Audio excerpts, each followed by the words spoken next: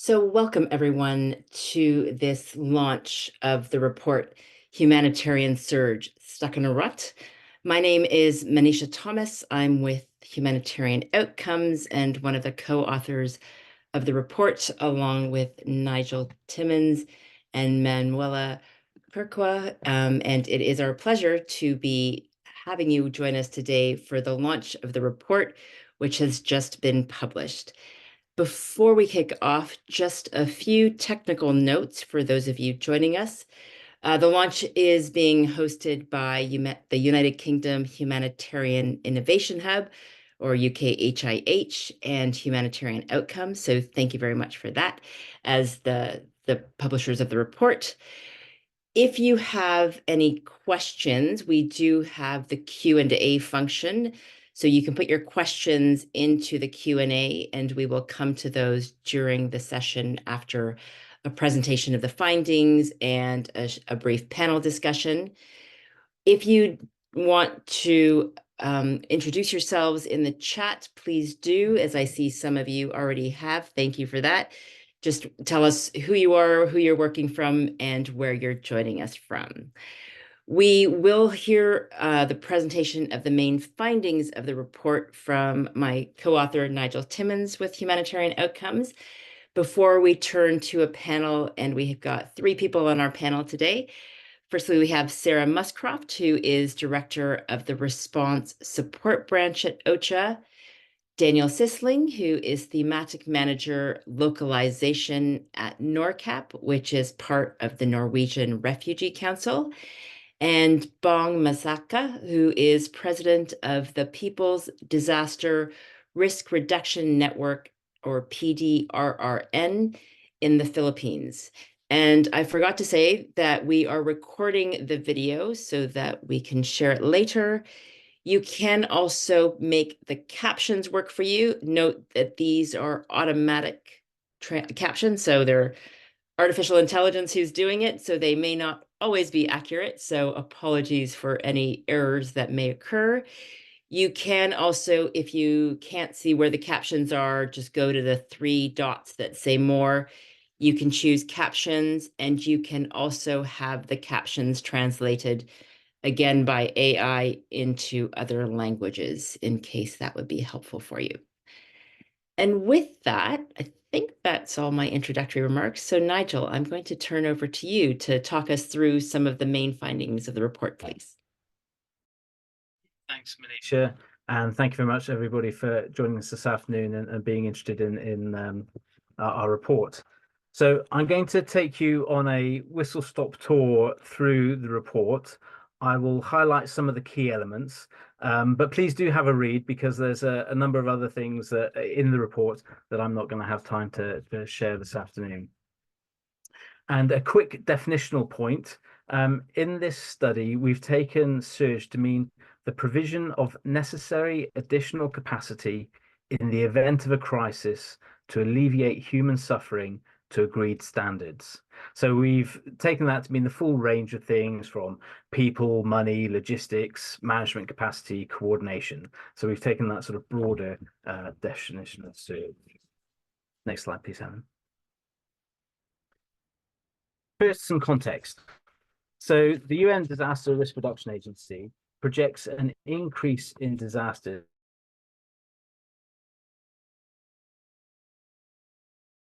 40% compared to today.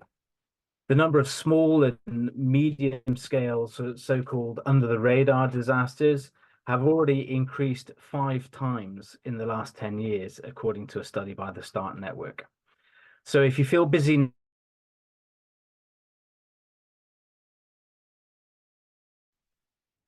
but as we know, humanitarian funding levels have not kept pace with humanitarian requirements, and so neither has the capacity to respond to new emergencies. And that graph that you can see on the slide is probably quite familiar to you in one way or another. And even then, some donors are talking of reducing funding to 2019 levels. Also, surge is premised on access to the affected population, but in many contexts, authorities are making access harder or denying it altogether. So whilst it's clear that we need to continue to push for increased resources and for access, the strategic question for international humanitarian agencies is whether to accept reductions in coverage and narrower targeting, or to take a different approach with the modalities for surge based on leveraging local, national, and regional capacities. Next slide, please. Now, there are a number of issues which are frankly not new, and many of us who have been involved in any humanitarian response will immediately recognize. The first is controversy around the decision to even mount a response in the first place. Most agencies have a similar system for evaluating whether a surge response is necessary, a combination of impacts such as morbidity or mortality or IPC rating, and in-country capacity. But in practice, the decision is often quite political. Sometimes country teams encourage a designation as they want to increase access to funding.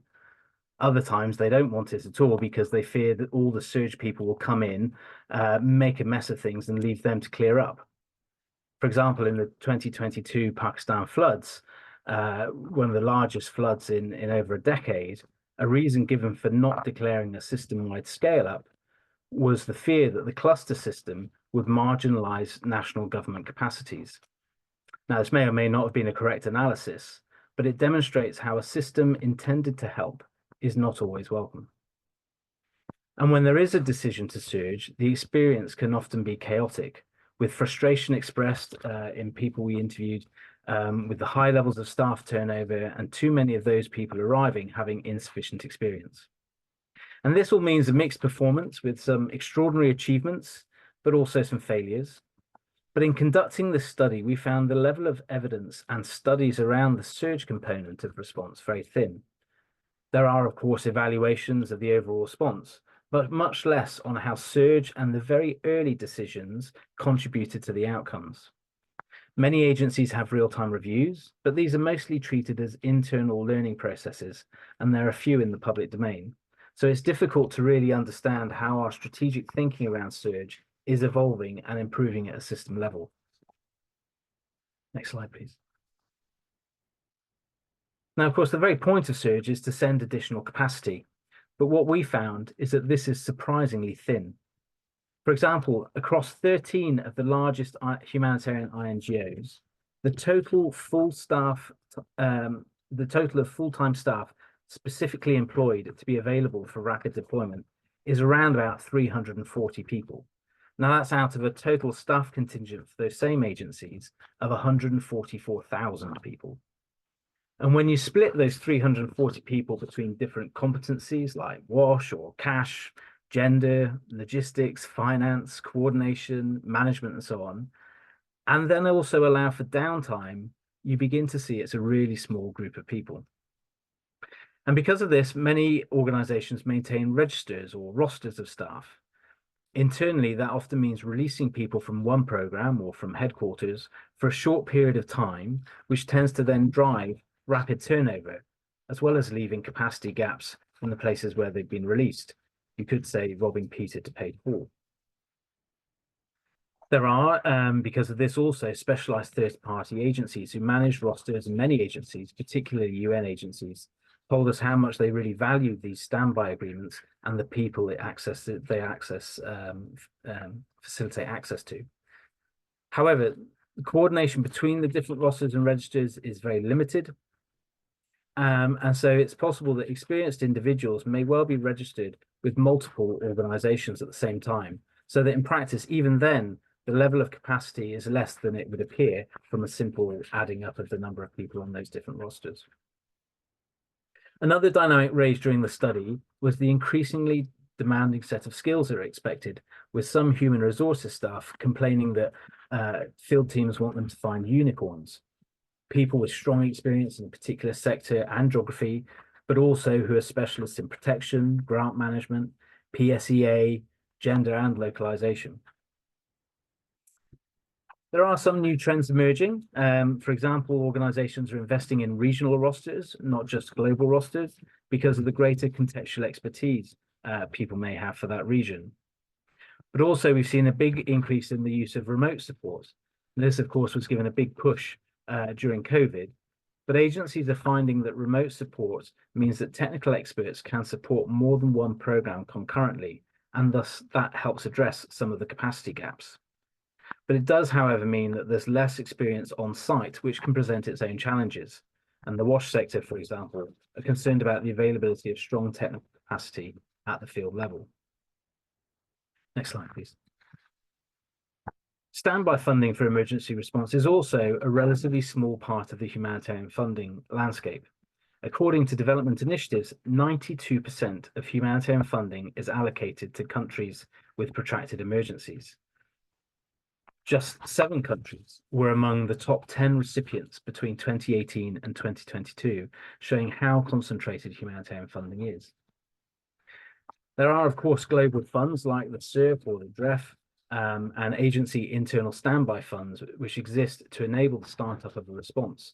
But you'll see if you just quickly tot up those numbers, it's a relatively small amount of the total humanitarian fund each year. And really, they rely on starting a response, but then there being follow-on funding, either from donors or from public appeals.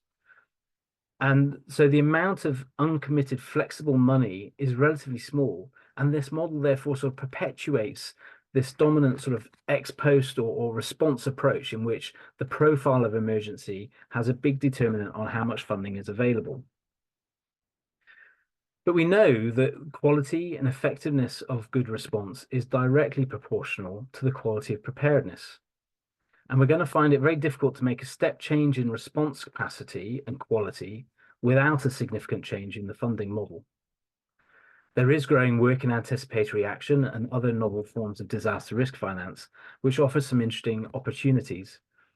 For example, when organizations are rewarded by donors for fast response, it incentivizes an organization-centric investment in their own capacity to make that fast response. However, to win disaster risk financing, the incentive is to demonstrate robust planning and partnerships, and that's quite a different set of incentives. Next slide.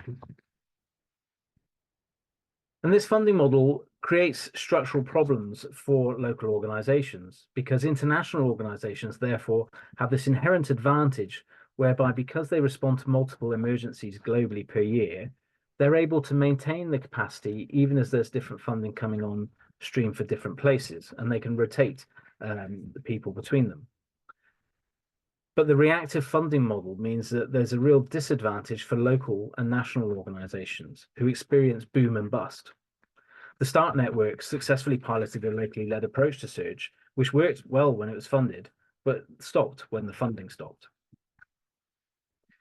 And in many large responses, it's not really an either or, but a both and that is most effective according to evaluations. They report how a combination of national and local contextual knowledge and skills, complemented by additional resources and people who understand the mechanisms of the international sector and global standards, can achieve the best results. But partnership requires time and investment, and too often there are administrative barriers in the way.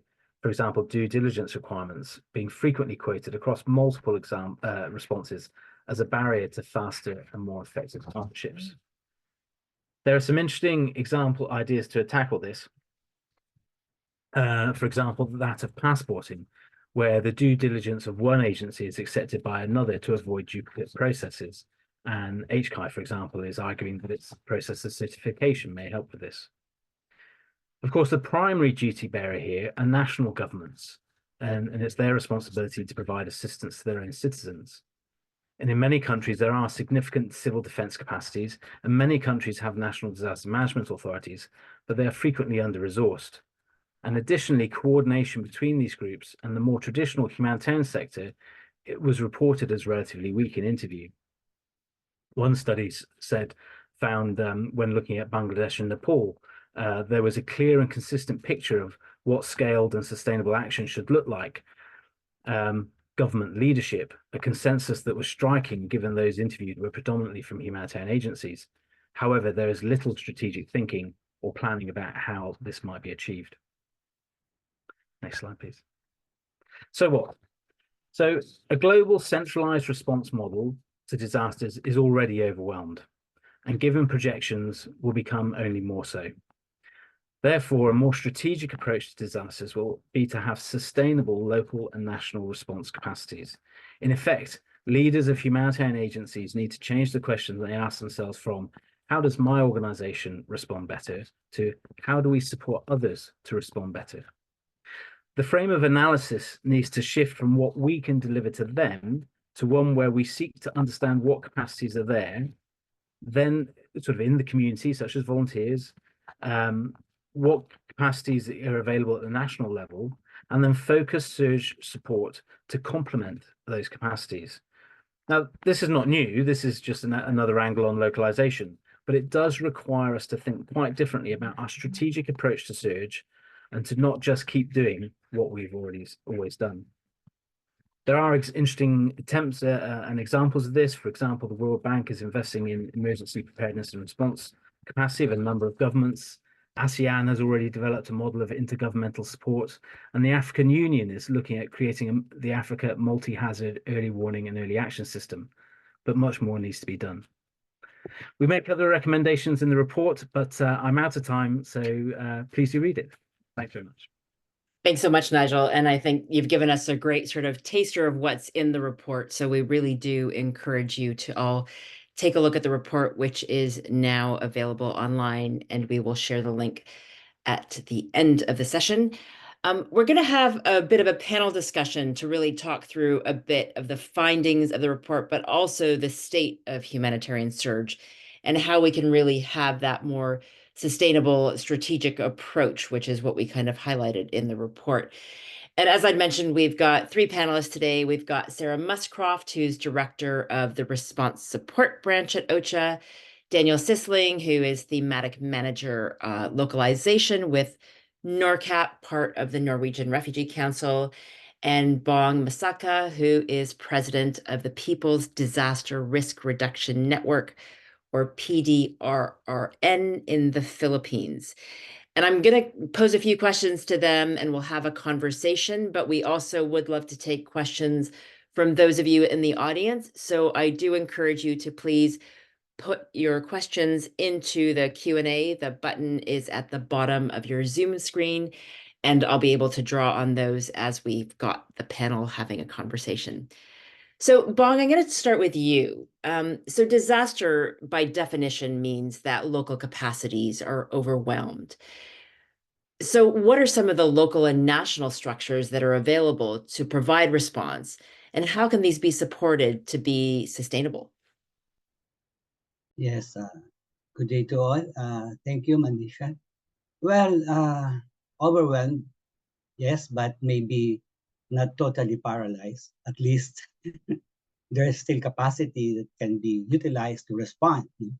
And my assumptions that many governments committed to follow the Sendai framework on DRR, especially on the 4 priorities action on disaster preparedness.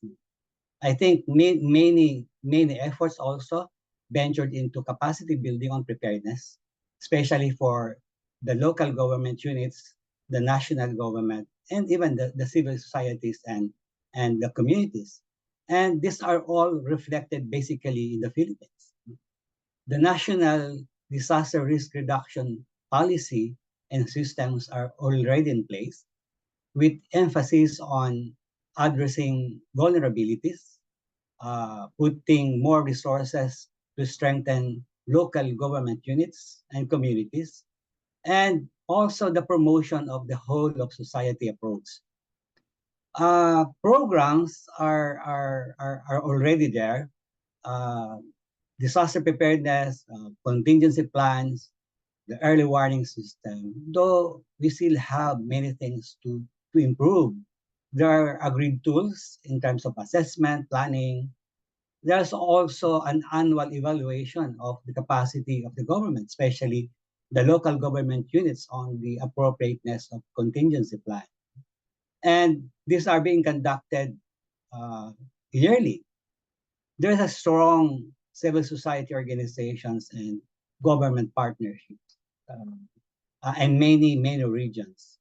The structure is also operational from national down to the community level. with the participation of the civil society organizations.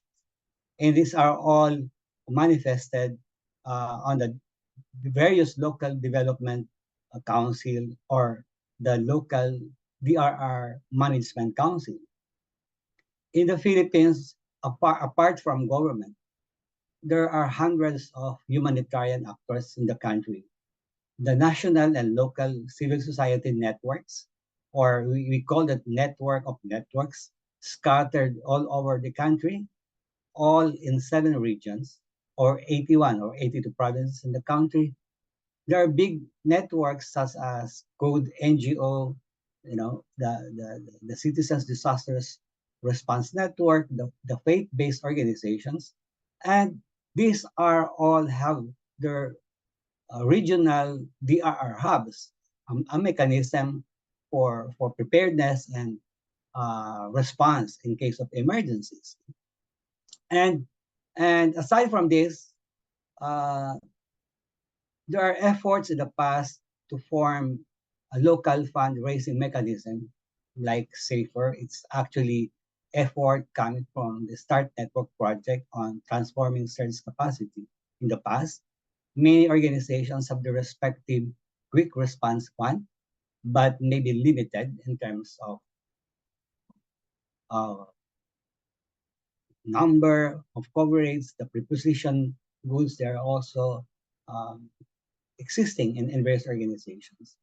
We tried to put a national rosters of humanitarians, and in the past there were 30 organizations who committed, maybe around 500 humanitarian members. But at present we have to revive this, because of the sustainability in management issue. Currently, there's a process of forming, the civil society hub, that envision to really take the lead in terms of, humanitarian response with the civil society organizations.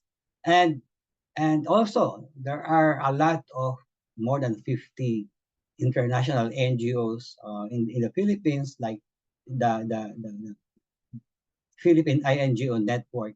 And from time to time, these organizations are forming consortium for a response. No? So the humanitarian country team is also very active in the country with the participation of the civil society organizations.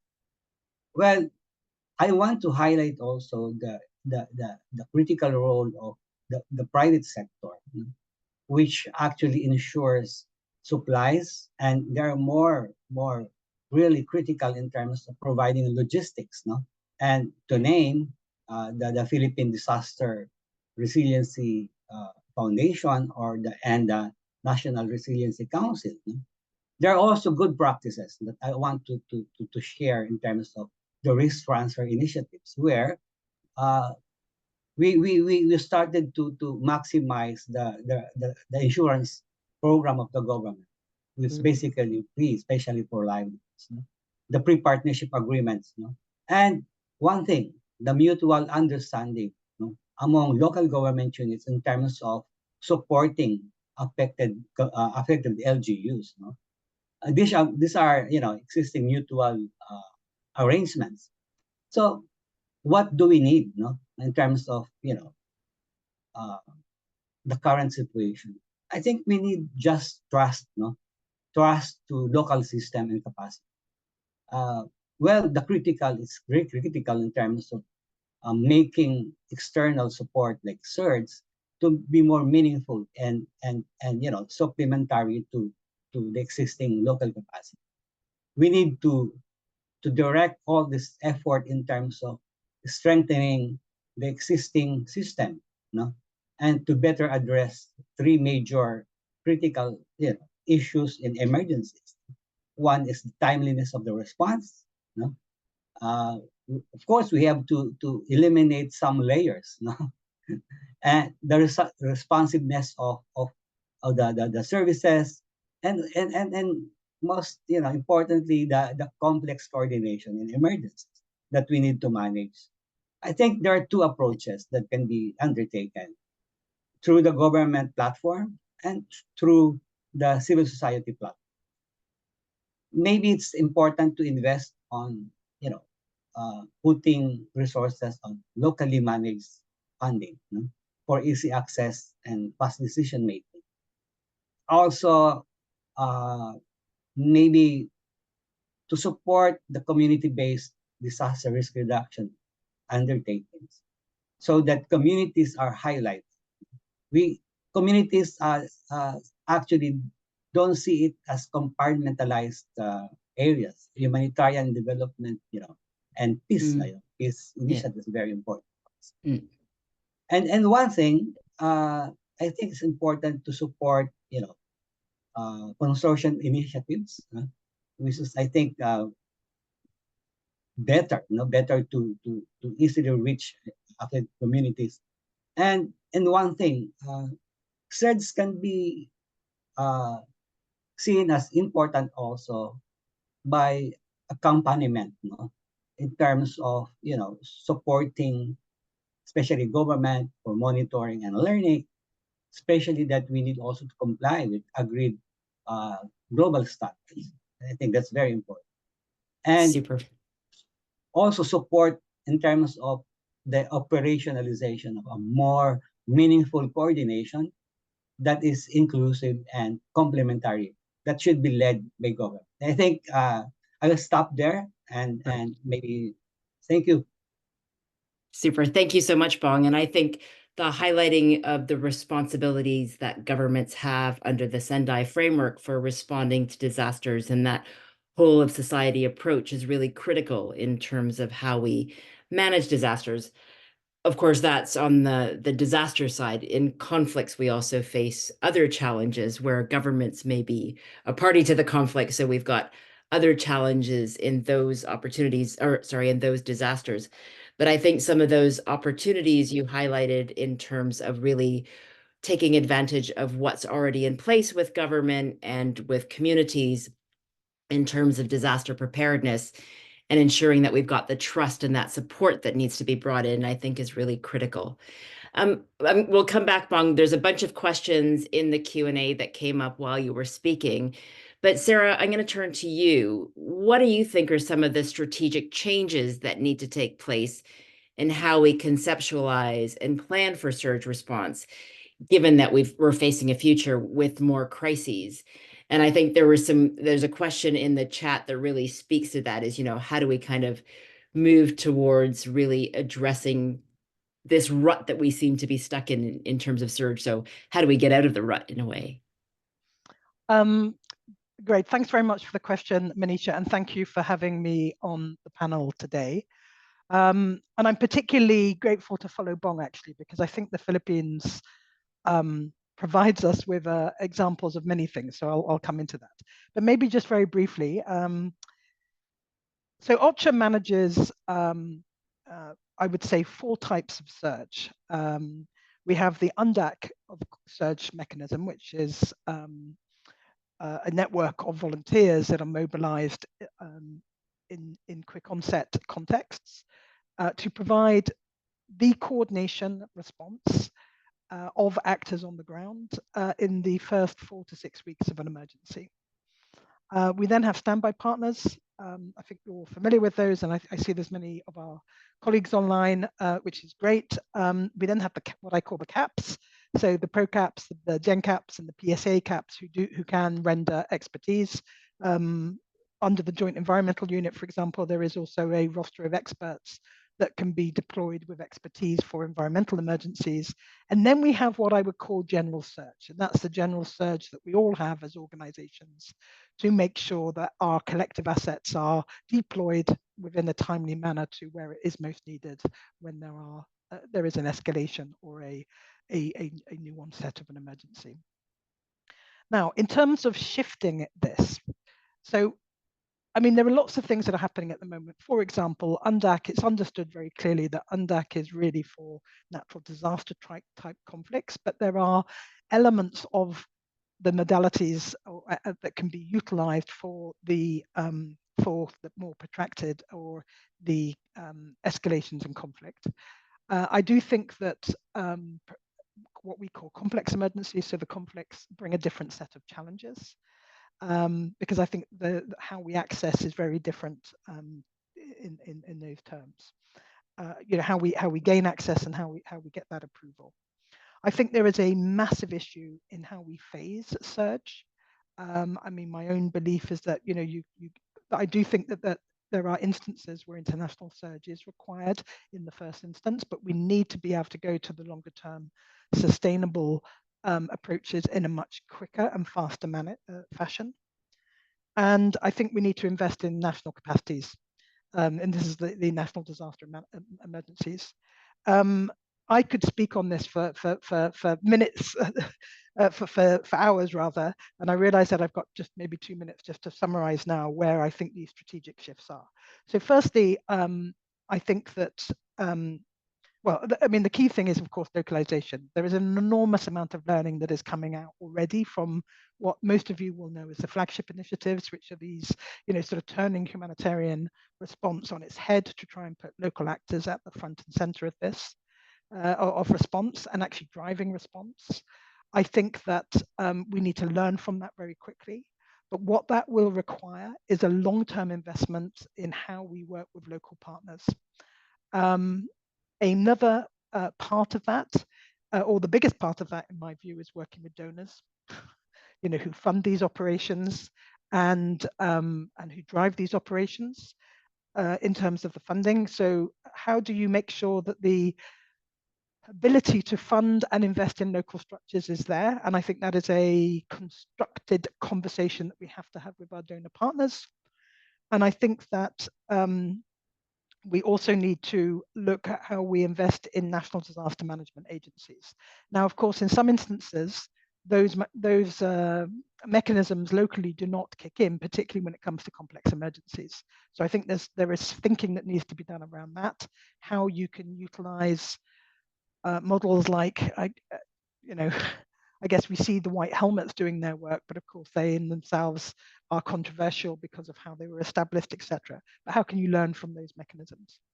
And then maybe I just do want to mention, because I'm very conscious of the time, private sector. Bong mentioned this, and I think the Philippines is an excellent example of where local capacities are harnessed that go beyond what I would call the traditional humanitarian actors.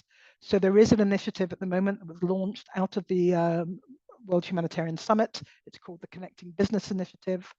There are now 18 networks. We have a team that manages that sits under my stewardship here in OCHA, but it's a joint UNDP OCHA project.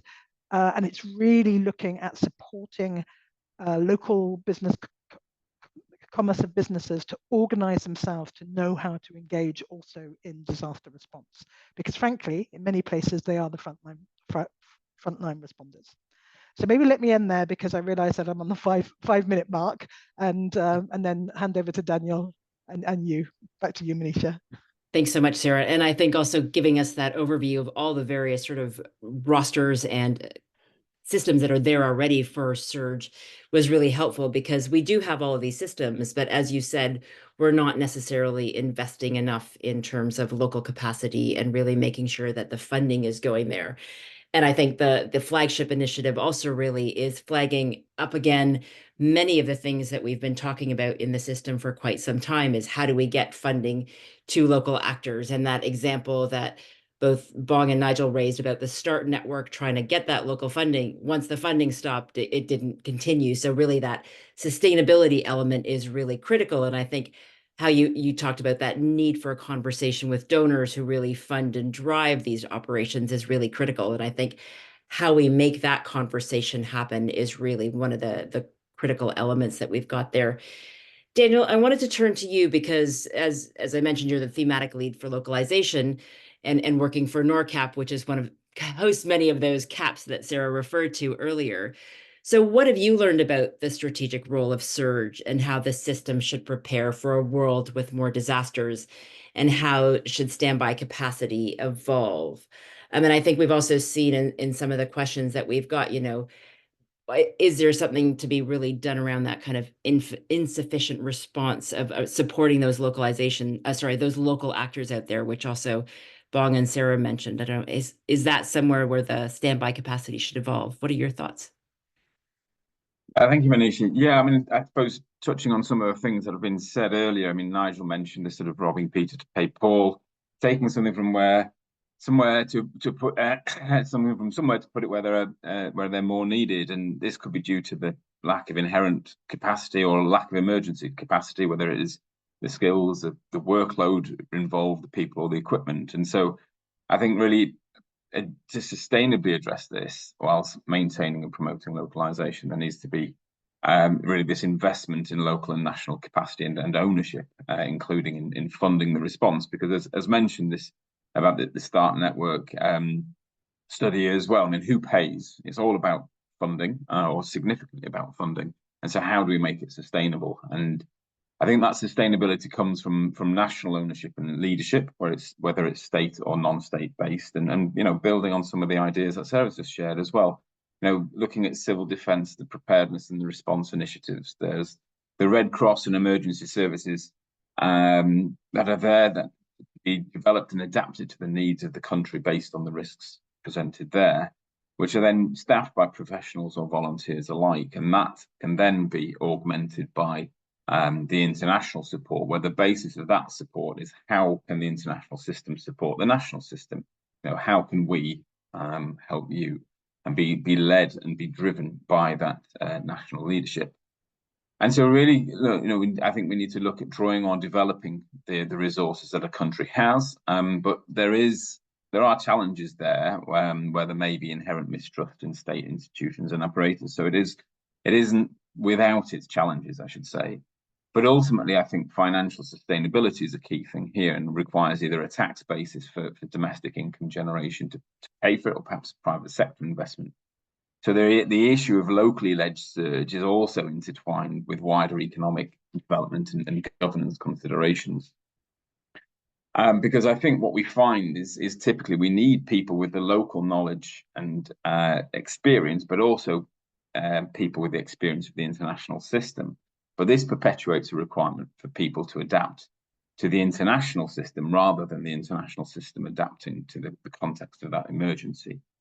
So if we looked, globally at the surge system, and the coordination system as well, this systemic change can reinforce and support localization, that national leadership with international support rather than international leadership with national support.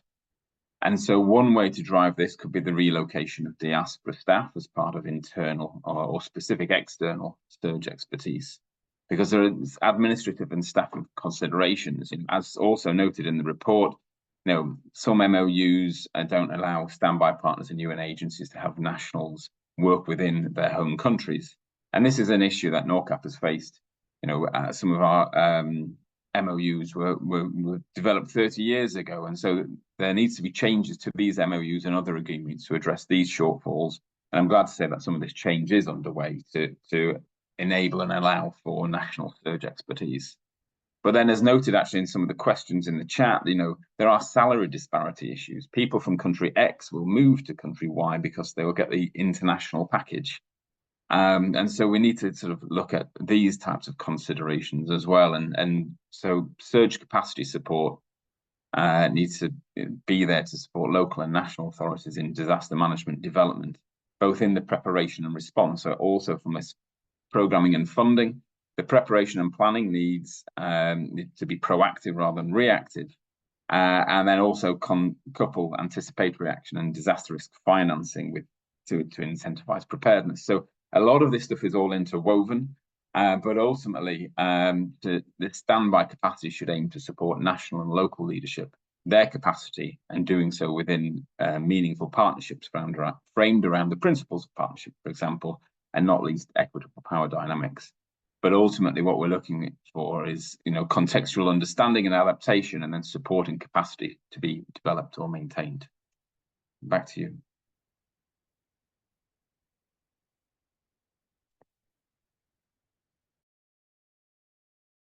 Sorry, my window's open too much. I couldn't find you. Thank you very much, Daniel. And I do think that need to really support and build the capacity of local and national actors is obviously something we've talked about for many years in the humanitarian system. But there's often also lots of humanitarian organizations who say, well, maybe that's not my job, or, what are the development actors to do to make sure that that capacity is built? How do we sort of deal with some of those challenges where, humanitarian funding can be very short term? We have very short funding cycles. They're not necessarily, that funding is not necessarily really geared towards that capacity building and that sustainability element. How do we kind of deal with some of those challenges? And I think also, Bong, the example that you provided, when the START network funding for that local funding support went away, then that network got, those efforts really kind of stopped as well. What do we need to do to really kind of push past that kind of problem that we've seen over and over in the system where we don't have that funding to really ensure that sustainable funding goes to local and national capacity? I don't know if any of you want to tackle that, or if you've got another thing to come back with. And also just to flag, I mean, Daniel, you did mention that massive salary disparity that we've got that's in the questions there. But that, how do we really make sure that local organizations can get that funding as well? What do we need to change? Bong, I see you Yeah, think. It's important that the government, especially the national government, should take the lead in terms of putting together, maybe local standards that are appropriate also. Second, I think surge is important in country, that it's important for more effective humanitarian. It's relevant, and I think in-country development of fosters, managed and maintained, and it should be embedded in the regular program, the national or the local program. Two, because and every now and then, there's a risk assessment, there's a contingency planning. So almost all of disasters are projected. Even the needs are projected. That's why there's a preposition. But search should be based on assessment after impact. And I think that's very important in terms of process. Perhaps, Manisha, we don't hear you. Got too many windows open trying to read the questions. Thanks, Sarah. Thanks very much, Bong. And I think that point about response being led by government, again, it works very well in a disaster situation, but in conflict situations, when the government is party to the conflict and there are parts of their population that are being targeted, that becomes a bit more challenging for us in terms of the surge response. And I think it's very important to clarify that, in a disaster situation, yes, it's one element and approach to surge, but how we deal with surge when it's a conflict situation and the government is a party to the conflict definitely changes that in many ways there.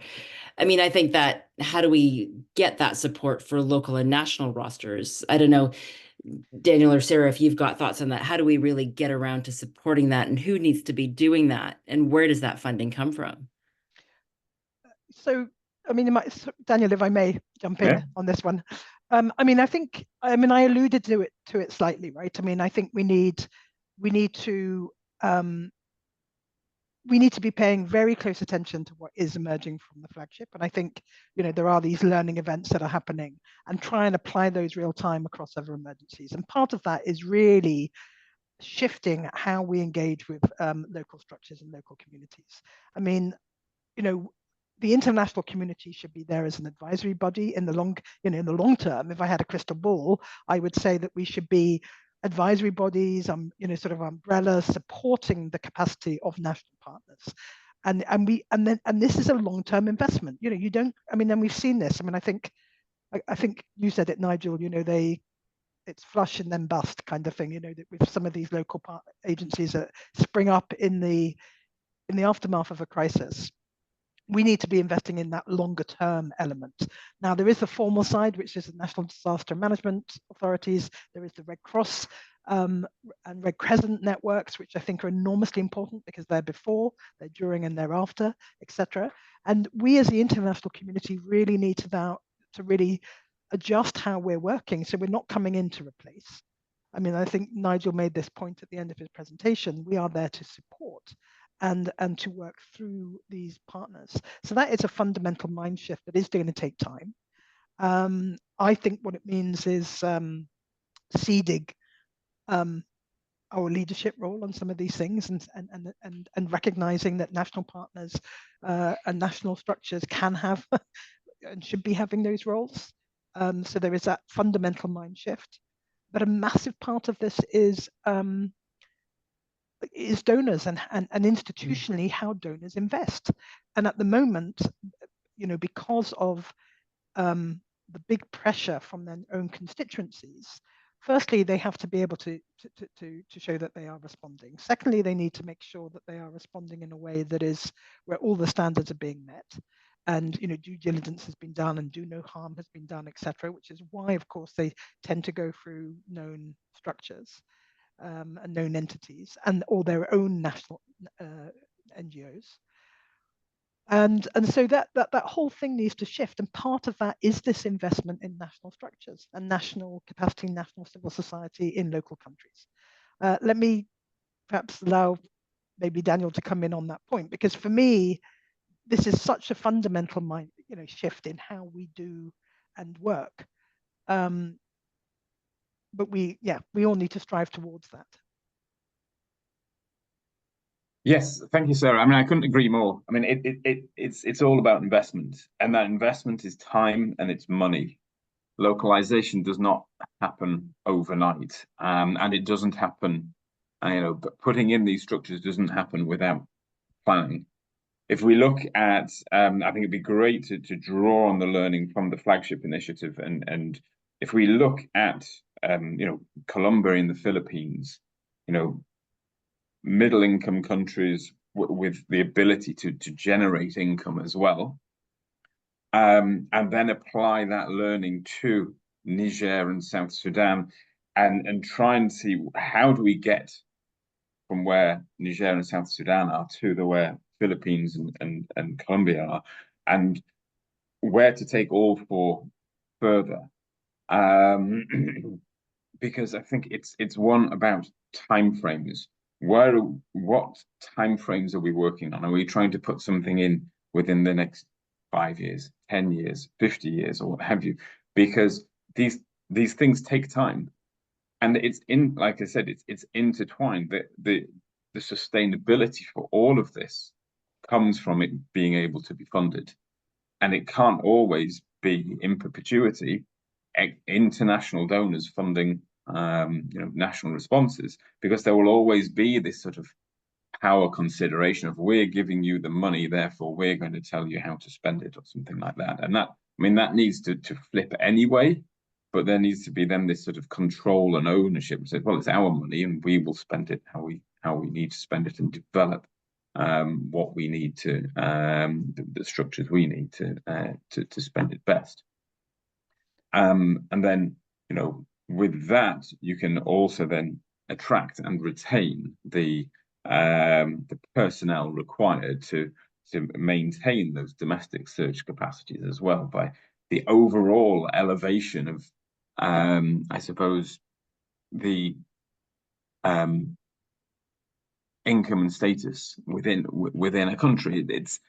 We're trying to do so many things at once and address so many challenges, and I think in doing so we need to look at those longer term timeframes to be able to holistically address the needs across many different levels, whether it's emergency and humanitarian or development and national disaster.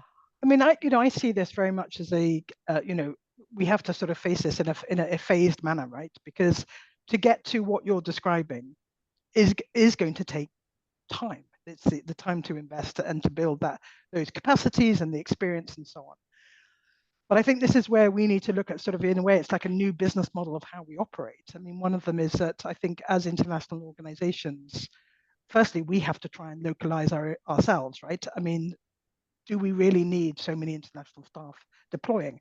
Maybe we do in the very front end of an emergency, because it's just, you need those experienced people to get in there and to deploy. But we need to be looking at modalities for nurturing that sort of, if you like, the homegrown talent, so to speak. So bringing national staff that we work with well and training them so that they can be deployed perhaps and learn and then become leaders within their own operational contexts. I think we need to stand down big international responses find a way of phasing it out much more quickly to those national partners, right? Or to our own national staff. And if we can try and make those amendments ourselves in the first instance, in the next 2, 3, 5 years, where we really look at investing in our national staff as well, because at the end of the day, they're going to be the cadre of staff that will be, remain in those national contexts, or potentially be able to train. Within the UNDAC network, for example, or the INSERAG network, which is the Urban Search and Rescue, we are regionalizing our responses and looking at building regional leaders. So Qatar, for example, I was just there last week. They are training the Egyptians, they're training the Palestinian civil defense in immediate disaster response kind of techniques, etc. And so I think we need to see much more of these type of partnerships developing. I mean, I think there's a number of questions and comments that are coming through, not only in the Q&A, but also in the chat. I mean, I think one of the ones that's been highlighted is that, there's a lot of competition also between the way that international organizations come in, that the model itself isn't really conducive towards supporting local and national organizations, and the funding system is very much tailored towards international organizations. And I think, again, when it comes to how that money goes, as one of you said, the constituencies want to see donors putting their money towards organizations, but that sustainability for local organizations isn't there, and that funding model is very problematic in making sure that the money goes directly to organizations. As somebody pointed out in the chat, if local organizations were to get their fair share of funding, they would be able to attract and retain the quality that they need to be able to respond to disasters. And there was also a comment about how, the white helmets, and maybe Sarah, you can just reply on this one about why they were controversial, but I don't want to, that's a bit outside of the current conversation. But, in local organizations responding when, UN organizations are not able to get into countries, or international organizations can't get in, how do we make sure that the money goes there? And then also just one other question there around, given the specialization, how do we make sure that we're distinguishing between qualified and unqualified people? Is there a risk that localization is going to be prioritized over proven competence in responding? I don't know if any of you have thoughts on those. I do realize we're also coming up on our hour quite quickly. So you're going to have quick thoughts on those, please. Maybe I've just seen the comment that came in from the anonymous attendee about my comments on the white helmets. Firstly, I worked very closely with the white helmets when I worked in Syria. For the record, I have the highest respect and regard for them. So apologies if my comment came across as disparaging. What I meant to convey was that they are not the approved national disaster response authority of the Syrian government. And as such, it is hard to engage them in a really formal way. So for example, we have an international network, which is a member state network that supports national emergency management agencies. But because it is a member state network, and the white helmets are not the representatives of the national government, we cannot engage with them directly. So we have to engage with them informally, and we do. So maybe just to clarify that, I would be more than happy to respond more directly to this individual if they wish to get more information on that. And my email is my surname @un.org. So please, if you want to engage in a discussion, I would be more than happy to do so. So maybe, but I think, Sarah, that really does highlight that challenge between when you're talking about disasters versus conflict situations, and how we really need to, they're not the same, obviously. Like you can support the disaster networks in a country for disasters, but when it comes to a conflict, you end up with those challenges if the government is a party to the conflict. Yeah. Any thoughts, Bong or Daniel, on Yeah. any of those other questions around kind of the specialization, the risk of qualified versus unqualified? Yeah, that's where the civil society organizations role in terms of conflict, because they played more neutral. No? And of course, in conflict situation, if the government is on the other side, uh, it's very difficult. So I want to highlight the role of the civil society. And another thing, I think the humanitarian response is we have to accept the fact that it's tactical, you know. That's why it's important to frame our response within the humanitarian development and peace, yeah, framework. And if you're talking about that nexus, it's long term. And long-term planning should be directed by specific geographical local government units, or the government. And I think it's important for us, no, to complement, no. We have to align our program to make it more sustainable. Most of the time, the INGOs or the local civil society organization are just doing piloting, no? And piloting, it's the pilot. You are influencing government to integrate a good lessons, no? That is, appropriate for specific context. That's why it's always important to influence, work with government, so that after the piloting, after good lessons are extracted, it will be, embedded to the government program. Thank you. Super. Thanks very much, Bong. I do think that's a great way to kind of really influence government indeed. This question around, in like 30 seconds, Daniel, how do we balance that qualifications versus unqualified, that challenge of, are we going to, localize and maybe not look at the qualifications? How do we balance that? In 30 seconds, it's not about capacity strengthening staff, it's about capacity strengthening an entire population, starting from educational background all the way through, so you have a pool of a population that is ready to respond and upskill as necessary.